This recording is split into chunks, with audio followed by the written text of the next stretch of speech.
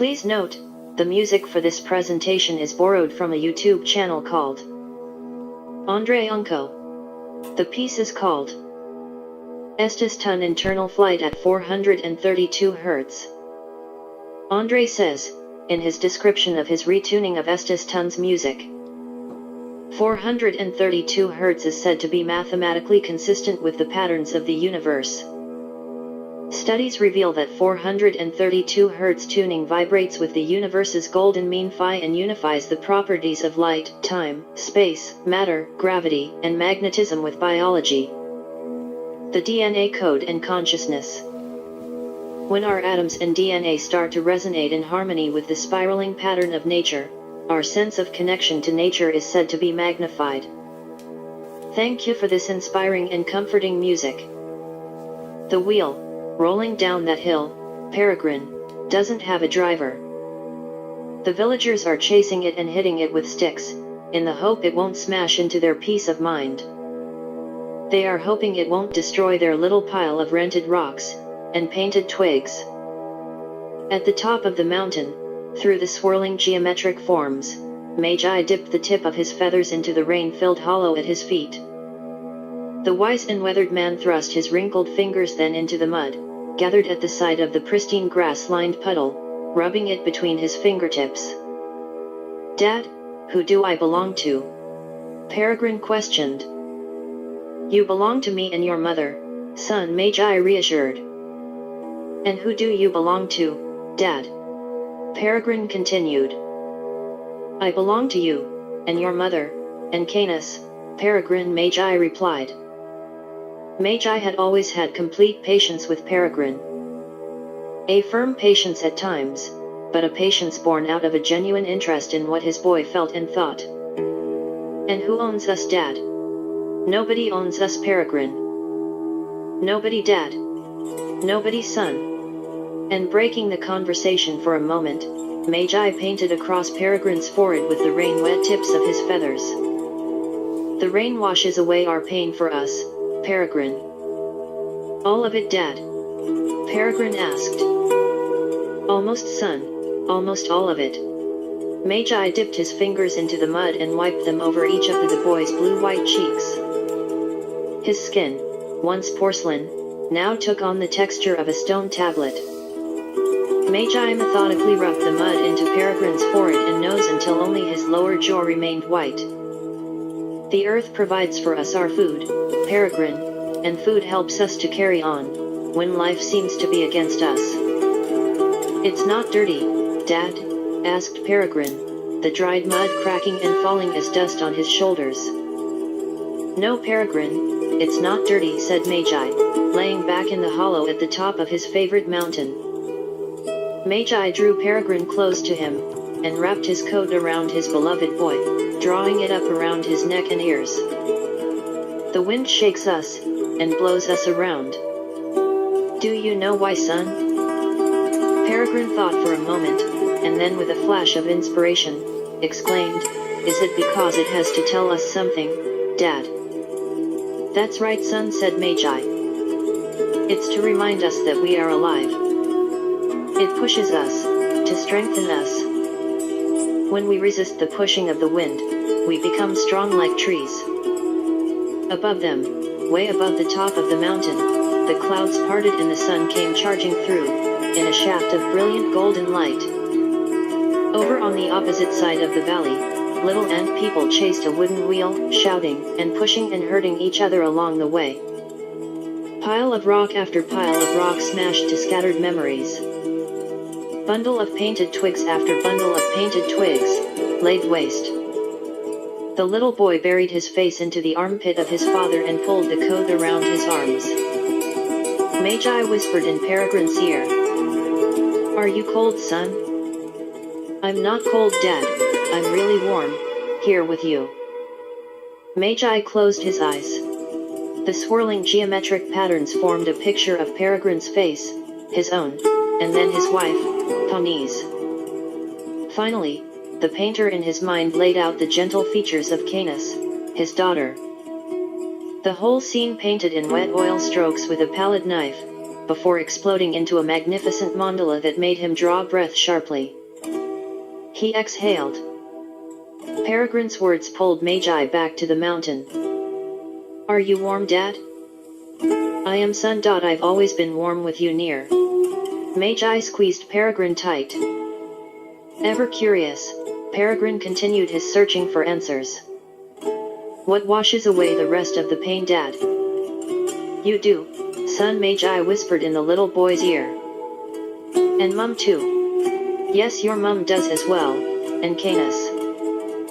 We all wash away each other's pain, and so we always embrace even the hard times, because it leaves room for us to wash each other with our love." "It's beautiful, isn't it, Dad?" asked Peregrine. Magi reassured his son with another squeeze. "It is, Peregrine. It's like this fire that I can see in my mind. Is it the same for you?" Magi smiled with his eyes closed. "It is, son. And it's like the wind too, isn't it?"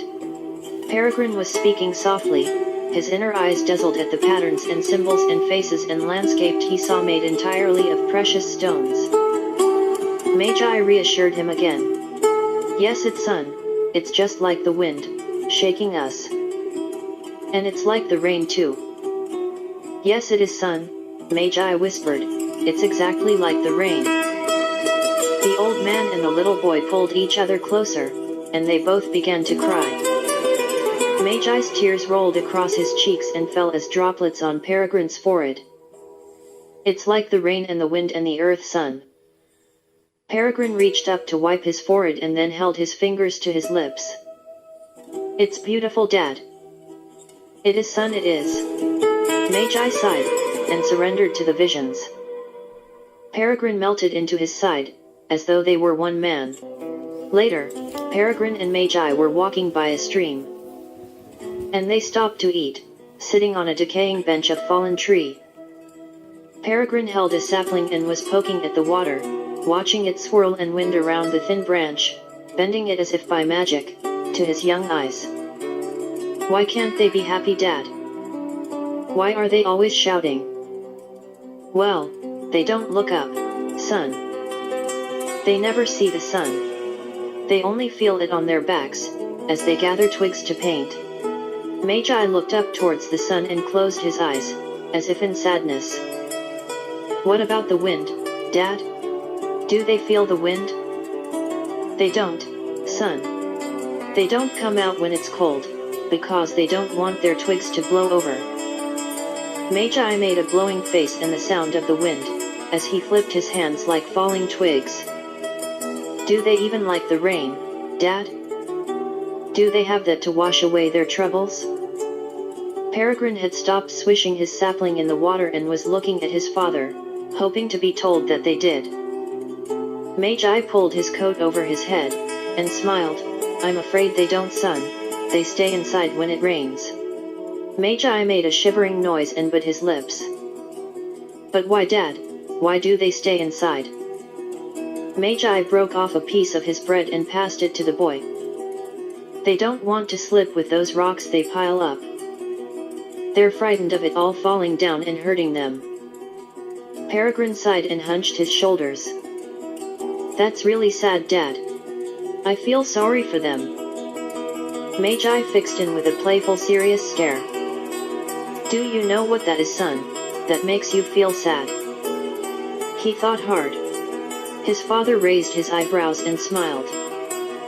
The little boy frowned and threw a stone into the water.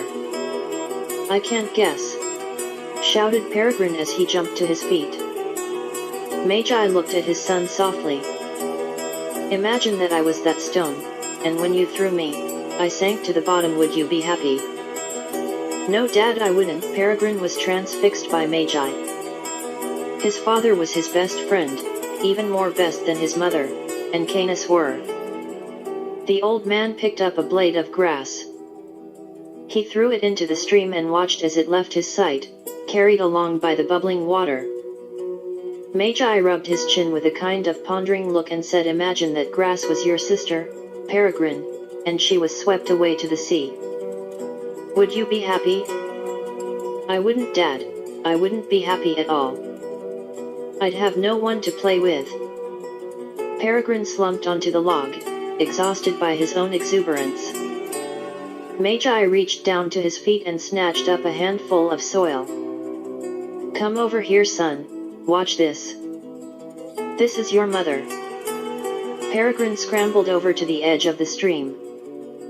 Kneeling beside his father, he looked into the water at his own reflection.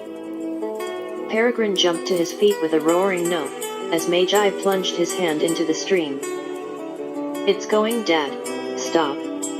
Pleaded Peregrine, as he reached over to pull Magi's hand from the water. Magi opened his fist and the soil became one with the stream.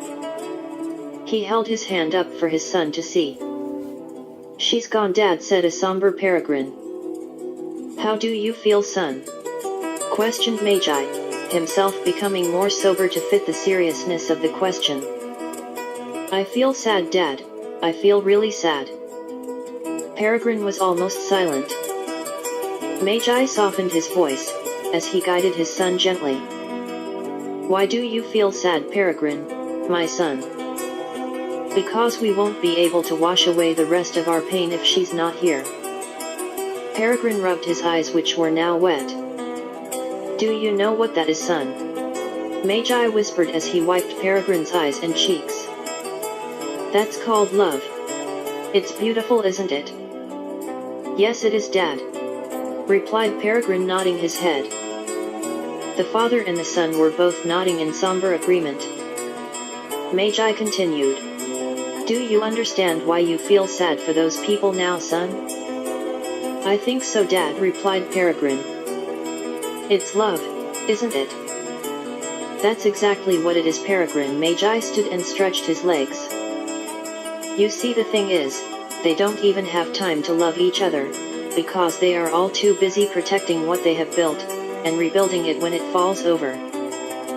They don't wash each other's pain away, son, because they are all shouting about ideas, about how to build the next pile of rocks, and bunch of painted twigs. It's silly, and it's really sad. Peregrine threw his hands in the air. They are missing out on so much love and happiness. He yawned, triggered by his father's stretch.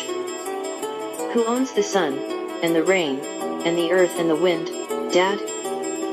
It does, son. Love owns those things. Love made them, and they are made of love, and they belong to love. Magi sat down beside Peregrine with his arm around the little boy's shoulder. Well, who owns those people over there? Peregrine's feet tapped out an almost silent rhythm on the ground as he absent-mindedly fidgeted. Magi mirrored his boy, and began tapping a firmer, more experienced beat. Their ideas own them, Peregrine.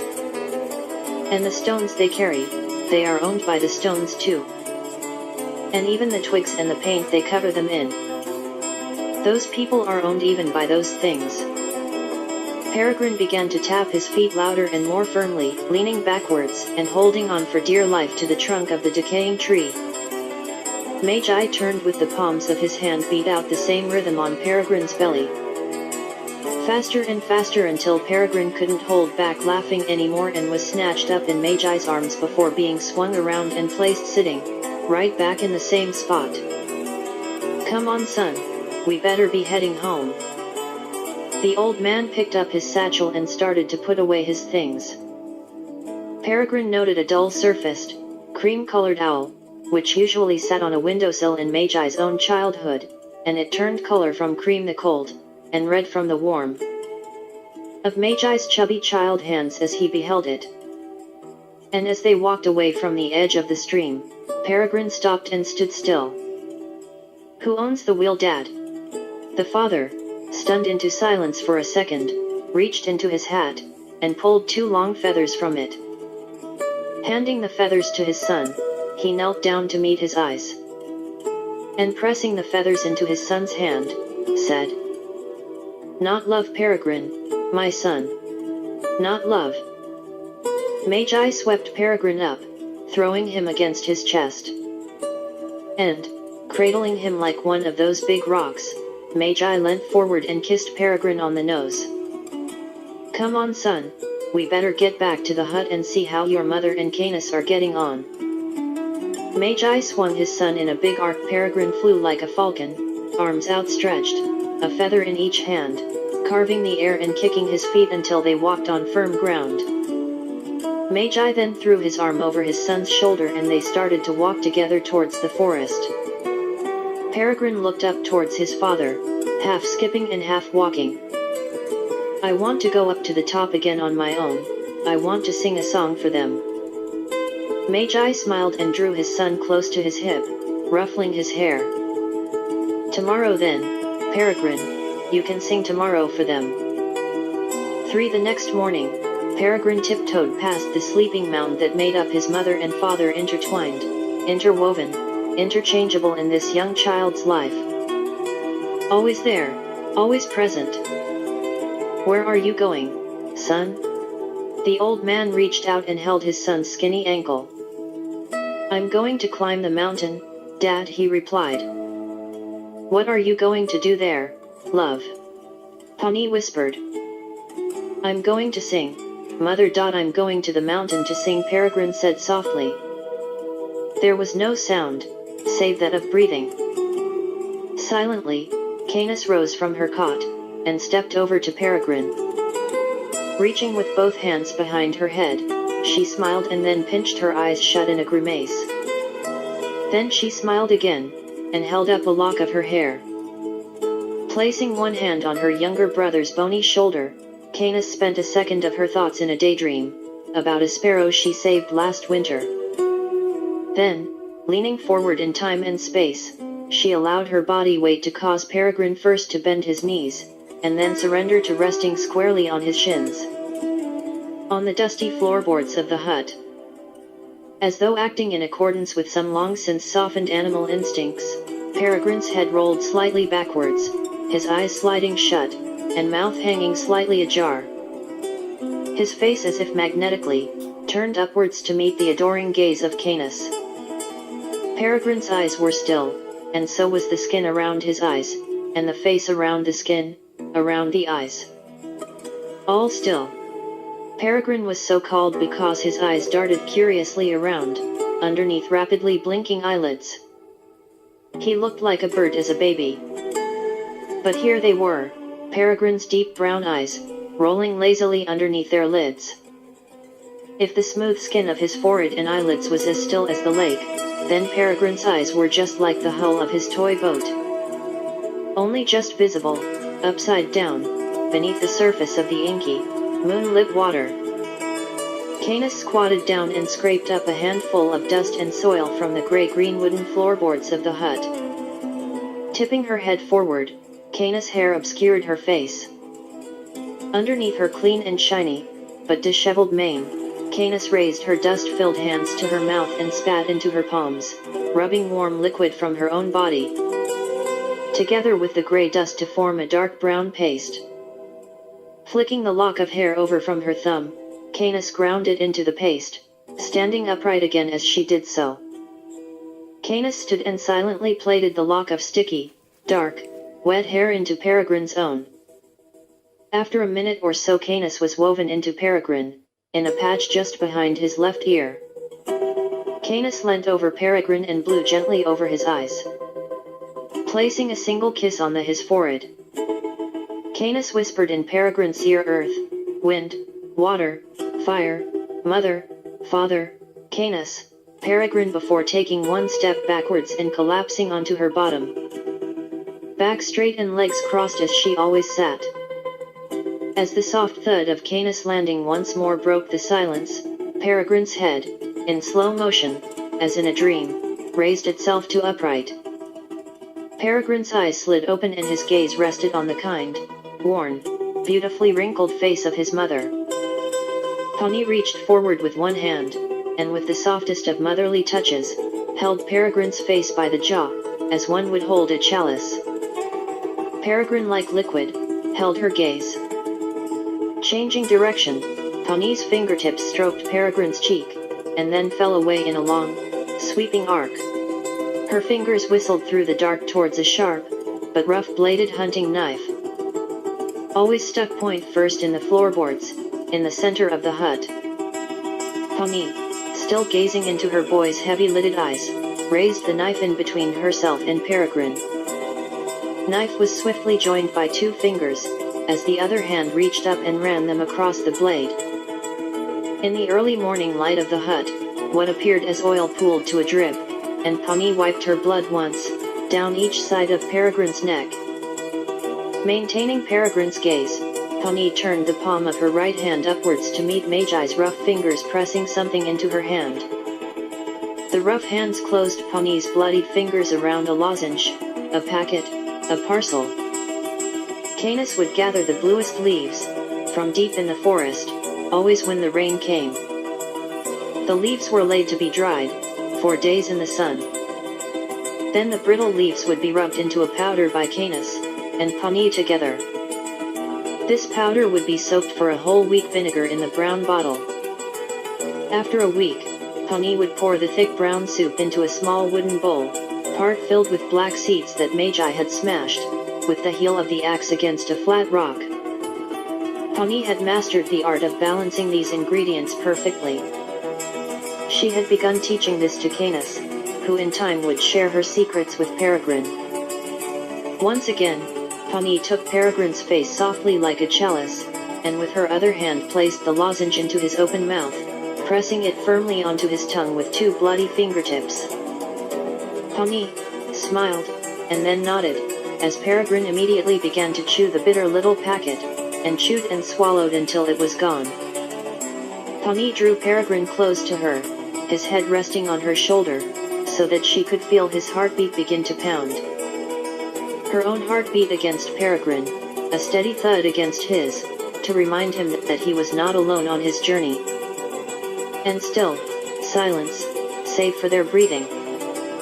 After a while Pani released Peregrine and once more smiled and stroked his face. Magi's voice broke the silence. "We belong to each other, Peregrine. No one owns us, and we belong to each other. When you sing, we will all resonate together. That is what we call love, and love is also what we belong to."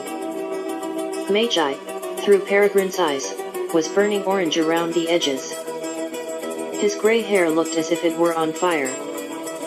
Across Magi's bronzed, weathered and aged loose skin, feather-light rivers of red, blue, purple, and gold traced the patterns of lace, abstract script, and the as yet undiscovered pathways of an electrochemical signal.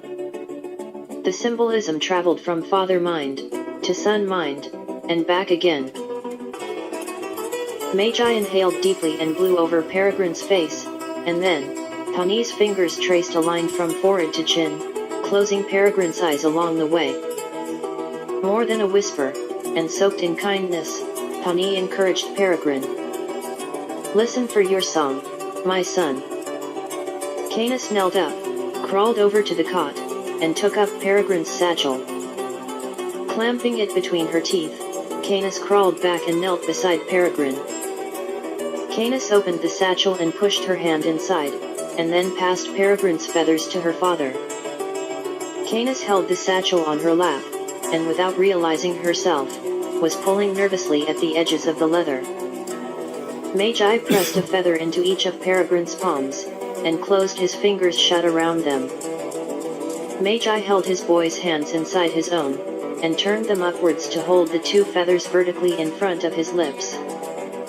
"FFFF feel, your SSSS song," Magi blew.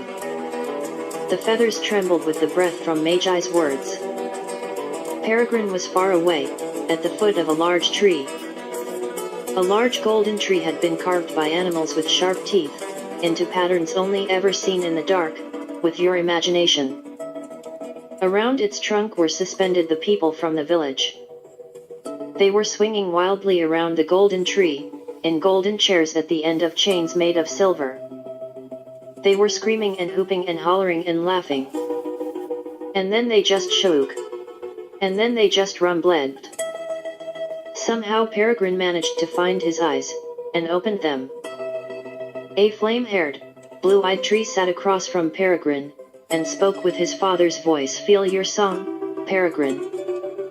Magi reached a branch towards Peregrine. "Do you hear me, Peregrine?" Peregrine nodded. "Are you afraid?" Peregrine shook his head slowly, maybe just 2 small shakes. Then he raised his head in a kind of nod, and swallowed at the same time, a familiar, involuntary movement that his father recognized well. "It's okay, Peregrine, it won't overwhelm you." Here Magi reached for the beads around his neck, and carefully removed a necklace Canis had made for him, from a black stone she found in a riverbed, one spring. Curiously, it never grew warm, even after a whole hour rubbed between Magi's rough palms. Magi held the cold black stone to Peregrine's forehead and whistled. Much of what happened next remains beyond words, but it is the responsibility of a good storyteller to try and find words that can carry that beyond wordsness into the realms of possibility. The sparks formed long pink threads in the dark behind Peregrine's closed eyelids. These threads danced in a pulsating, sensual rhythm, moving away, and then towards Peregrine. Away from Peregrine's perception, and back again closer each time, forming a more complex cat's cradle of threads. Finally, a pink, sparkling, cat's cradle passed through the whole of Peregrine's mind, cooling his head as it passed, and disappearing through the back of his head, somewhere near his crown. It left with a pop sound. Along the way, the pink gossamer threads illuminated a figure, playing with a small doll, made from twigs and wrapped in tattered scraps of cloth. Upon illumination, the figure snapped up its doll and scurried into the blackness of the edges of his mind, and was promptly forgotten. Peregrine opened his eyes and instinctively turned his head toward Canis, as he would usually do if he saw something exciting. This time, words failed the young boy. As Peregrine looked at his sister, she smiled, and her smile remained frozen in time, like a translucent painting of joy, held aloft by invisible hands, in midair. It was the most beautiful smile Peregrine had ever seen. Peregrine pored over the image, which grew larger and larger, hanging like a memory in someone's scrapbook, reminding Peregrine of the kind thoughts of people left behind. Canis spoke softly, "Can you hear me, Peregrine? Can you see me?" Her golden brown hair rippled in electrified honey, and the holographic Canis shifted and morphed and ran and dripped and smudged at the edges. It was almost impossible for Peregrine to look Canis directly in the eyes, as if somehow he could be caught like a rabbit in a lamp. Involuntarily, Peregrine's head turned slowly towards his father. The huge, beaming Canis was duplicated in colored layers across the dark edges of the hut, and as Peregrine's gaze suddenly arrived at his mother's face, Canis and Pawnee had become one. They're frozen in time, smiling, and now layered and sliced, almost mechanical-looking faces were sharing the same space. Interlocked, like fingers, as one wise, fierce, young, intelligent, feminine being. Her face was many faces, at once, in perpetual motion. Peregrine turned towards his place of safety, Magi. The sight of his father made Peregrine gasp, as his mouth fell open. Magi has stood and now towered over Peregrine, who was still kneeling. Peregrine took a deep breath, gulped, and turned quickly towards Canis. "It's okay, Peregrine," Canis whispered, and shuffled herself towards her brother. "It's okay." Canis held the hem of Peregrine's tatty shirt. Peregrine had already left. Peregrine was flying on his side, as if floating on a log, which was flying down a river after an earthquake. Peregrine was in a golden chamber, a golden dome, which towered high above him, high above. I would imagine like a stadium or perhaps an auditorium. I could not describe what Peregrine may have imagined.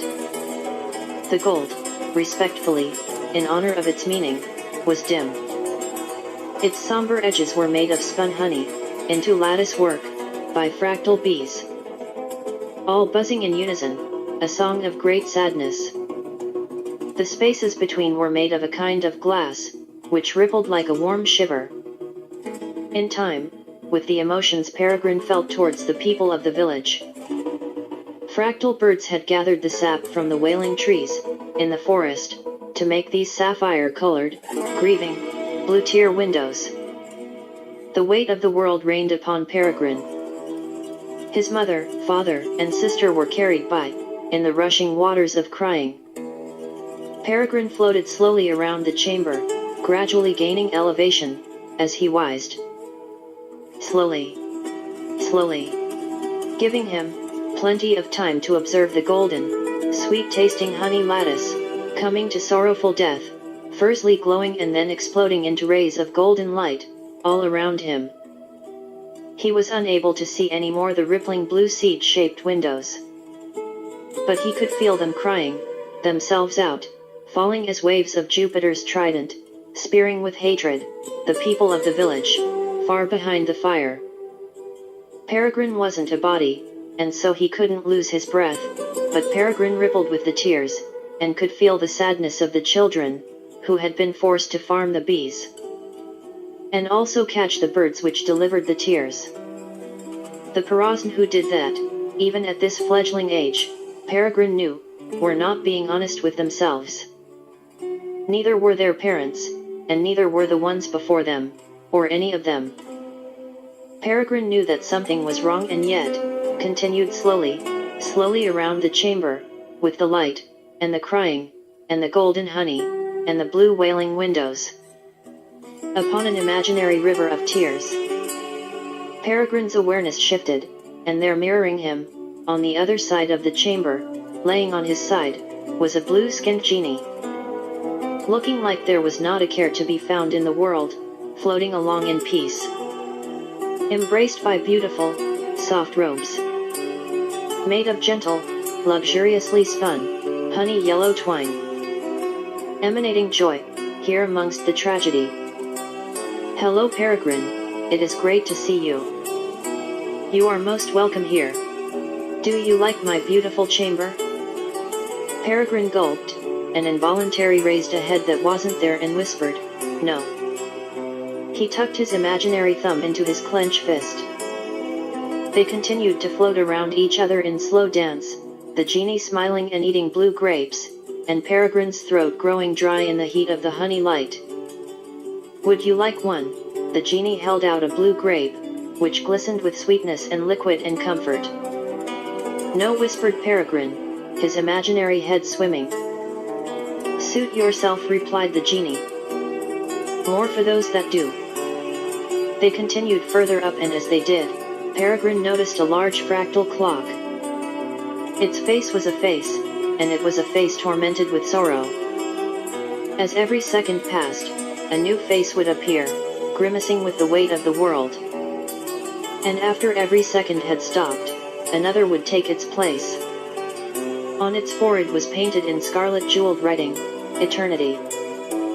As the dome roof of the chamber approached, and the fractal face told its heavy time faster and faster, the genie called to Peregrine, with a sense of urgency. It's nearly time, Peregrine. You will have to take something sooner or later before we reach the clock and all of its terrible stories. You will have to take something from me, or face the time. What will you take from me? Will you take my beautiful golden and blue chamber, which I found you looking at, with tempted eyes? No? Will you take my beautiful garments which I had spun because I thought you may like them? No? Peregrine, you silly boy, don't cut off your nose to spite your face. What about one of my wooden wheels? Would you like one of those? I designed and made those, myself. From trees in your father's forest. Tell me, Peregrine, now. What will you take from me? Would you like me to write you a song? Peregrine was sobbing. Peregrine was shaking. Peregrine was terrified. Peregrine was alone. Everybody had been washed away, crying. Peregrine was just a little boy. Peregrine gulped, and raised his imaginary head. He squeezed tight on his imaginary thumbs, until screaming pain between his imaginary fingers drowned the sound of the genie almost away. and almost took the fucking smirking off his face. Canis loved those trees. Pani, his mother, tended to those trees. Magi, his father, sat under those trees, thinking how best to serve his family. They all climbed those trees and appreciated their shelter in all kinds of weather. They were grateful that the forest allowed them to build their home from its limbs. They loved and respected the forest and all of its inhabitants. As if foreshadowing moments to come later, far in the distance, Peregrine loosened his grip and rolled his fingers back at first, then sealing them with a confident thumb, and pulled into a tightly balled fist. Peregrine screamed. He roared. He spat and clawed and kicked and bit and screamed and screamed and screamed as he grew in size and tore and ripped and gouged and savagely opposed the crying he was immersed in. Like the center of a universe waiting to explode into being.